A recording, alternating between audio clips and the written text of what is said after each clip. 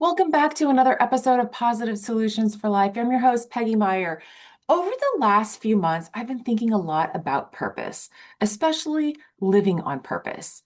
Not someday, not when things calm down, not when it's more convenient, but now.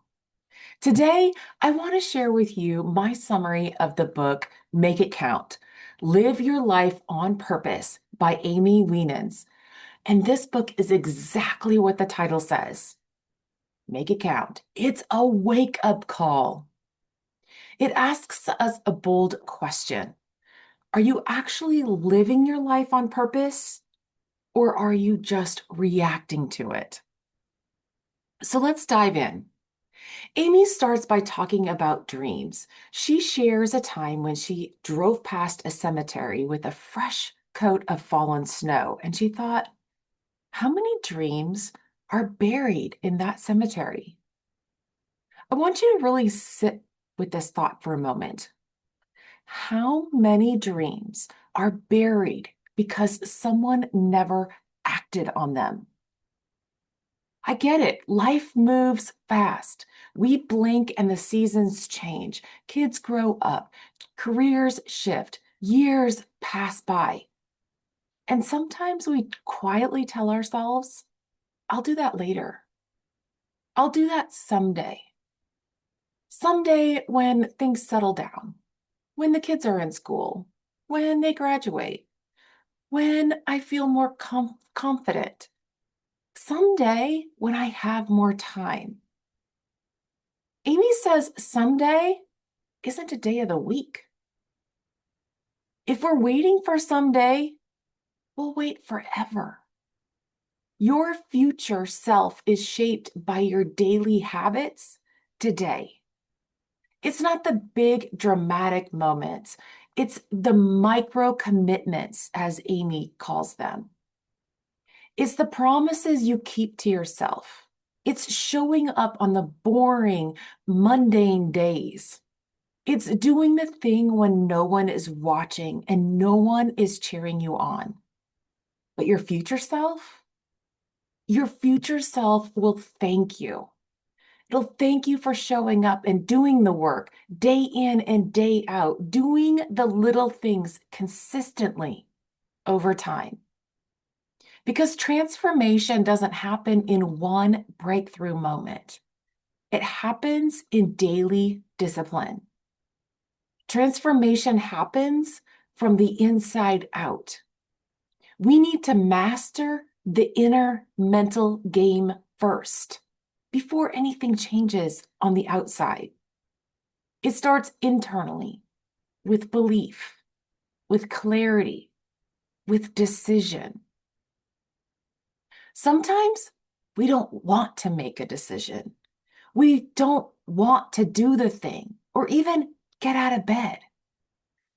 But here's the truth Amy reminds us of. Refusing to choose is still a choice. If you're still breathing, which I know you are if you're listening to this right now, if you are still breathing, you still have purpose. So let me ask you, what impact do you want to have before leaving this earth? Not when someone else expects of you, not what looks good on paper, but what is inside of you that keeps nudging you. What is your purpose? That is whispering to you from the inside. What's the impact you want to have before you leave this earth? Another way to view your purpose is through the lens of your vision. Amy talks a lot about vision in her book. Without vision, we drift. We lose direction. Without vision, we lose energy. We lose hope. Writing down your vision helps you to visualize it, to be able to see yourself doing it. And when you attach emotion to it, something shifts. Your brain starts working toward it. Your habits start aligning with it. And here's the question that hit me hard. Are you being driven by your vision or managed by your emotions?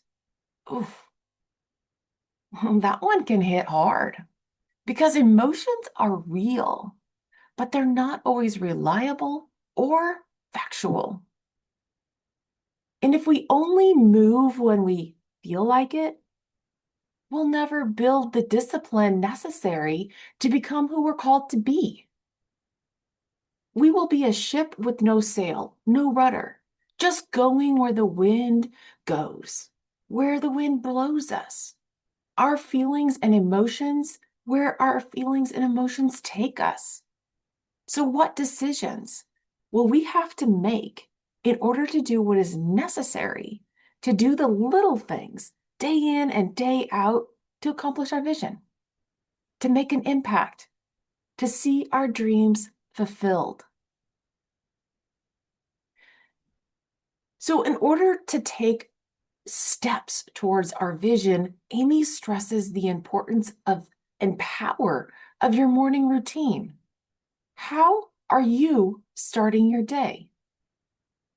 How you start your day matters. So, what is your morning routine? We all have one. I get up in the morning. Maybe I'll go exercise first, or maybe the kids will go to school first, but I exercise, I have water, and then I'm starting a practice of listening to God's word, to reading the Bible. What is your morning routine? We all have one. The most successful people guard their mornings. They know the importance of it. Mornings are often the only time we can truly control because there's often minimal distractions in the morning. The most successful people rise early to pray, think, read, and exercise.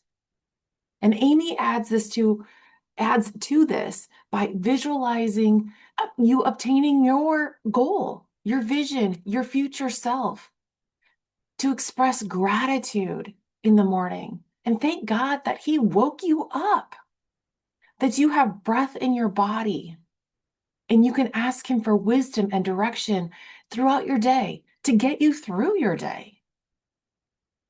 When you do the little things and keep promises to yourself first thing in the morning, you build confidence. And confidence isn't loud, it's quiet consistency. So let's talk just a little bit more about gratitude, because this is really important, and Amy stresses it as well in her book. Gratitude isn't just a good thing to start the day well, and it's really more than saying thank you. Gratitude has the power to shift your mindset and your attitude. Gratitude shifts brain chemistry. It produces more dopamine, the feel-good hormone. It elevates perspective. It cleanses negativity. It's choosing to see differently. Because what you look for, you find. And if you look for problems, you're going to find them. But if you look for opportunity, you'll find that too. So what are you grateful for? And I'm just reminded right now, I was listening to her podcast, um, which I'll put in the show notes, which I'm looking for, You Are More podcast. And I was listening to it the other day, and she brought up a story about how gratitude can change attitude.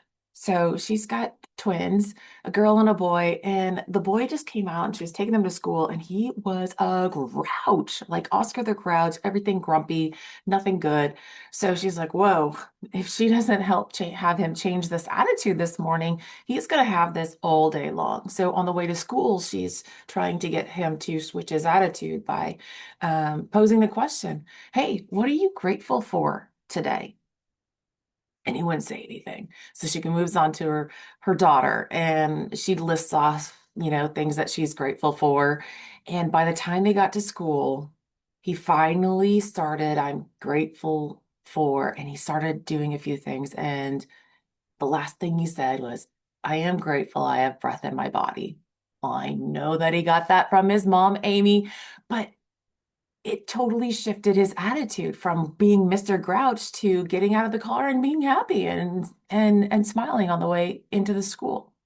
So you can choose to see differently. You can choose gratitude to help you switch your mindset and switch your attitude. If you're looking for problems, you're going to find them. But if you look for opportunity, you're going to find that too. Another powerful chapter in the book is Your Words Matter. This one is so powerful because your words create direction. What you speak, just like what we just talked about with gratitude, you eventually believe. I mean, if you feel like life is just terrible and you say, I'm just overwhelmed, I'm stuck, I'm not good enough, your brain is going to look for evidence to support that. So what you're going to see, looking out of your everything is bad lenses, is bad. You're going to see that you're stuck, you're not good enough, you're overwhelmed. You're going to find evidence to support it. But if you begin declaring, I am growing, I am capable, I am disciplined, this is working out for my good, you shift your attitude, you shift your trajectory. This is the inner mental game. You can change it from the inside out. And if we want to transform our lives, we have to monitor our mouths and our thoughts. Amy tells us to speak life over yourself, your circumstances, and your relationships. So, what does that mean? Speak life, speak good things. Like, this is working out for me. I'm capable. I am enough. Speak life over yourself. So, ask yourself and just really check in throughout the day. Are the words that are coming out of your mouth the ones you want to live? I'm going to say that again. Are the words coming out of your mouth the ones you want to live? So often our thoughts that we think and the words that we speak limit us. But let's talk about fear for a moment, because this is where fear enters in. It often enters in with our thoughts and the words that we speak. But fear is natural. You know, it's there. We have it. Is a natural emotion. But fear is not meant to lead us. In order to change, we have to go beyond the border of fear. We have to feel the fear and keep moving. Keep taking a step. It doesn't have to be a giant leap. It just needs to be a little step forward. Because as Amy says in the book, growth does not live in comfort zones. God does not live in our comfort zones. God stretches us, but he does so in love so that we can grow, expand, and push beyond our comfort zones so that we can live out his purpose for us, which is bigger than what we can ever imagine. What is then one simple step you can take? Not 10 steps, one, not a leap across the Grand Canyon, just one step. One small step forward is still moving forward towards your vision. Everything you want is on the other side of fear. So how can you get out of your comfort zone? Step through fear. Amy says, rehearse your victories. Top performers encourage themselves. They don't wait for someone else to affirm them and cheer them on. Top performers, successful people, remember their past wins. Amy calls this your stones of remembrance. They remind you of your resilience. They speak life when discouragement comes in. And we do this because you want to manifest what you focus on, what you expect. So your stones of remembrance are all your victories. your wins, times that you have, succeeded, even through troubled times. These are the things that you need to remember. Encouragement. These things encourage you to keep going because you've done it before. Things were rough before. You made it through. Encouragement isn't optional. It's a discipline. It sets the course for the day. We have to encourage ourselves. You may need to say to yourself the very words you wish someone else would say to you to lift you up and cheer you on. These could be affirmations. These could be the times when you're victorious.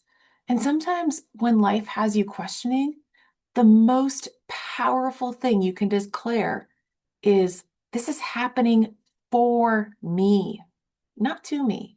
It's happening for me. This is working out for my good. And ask the Lord for an increase in strength and faith.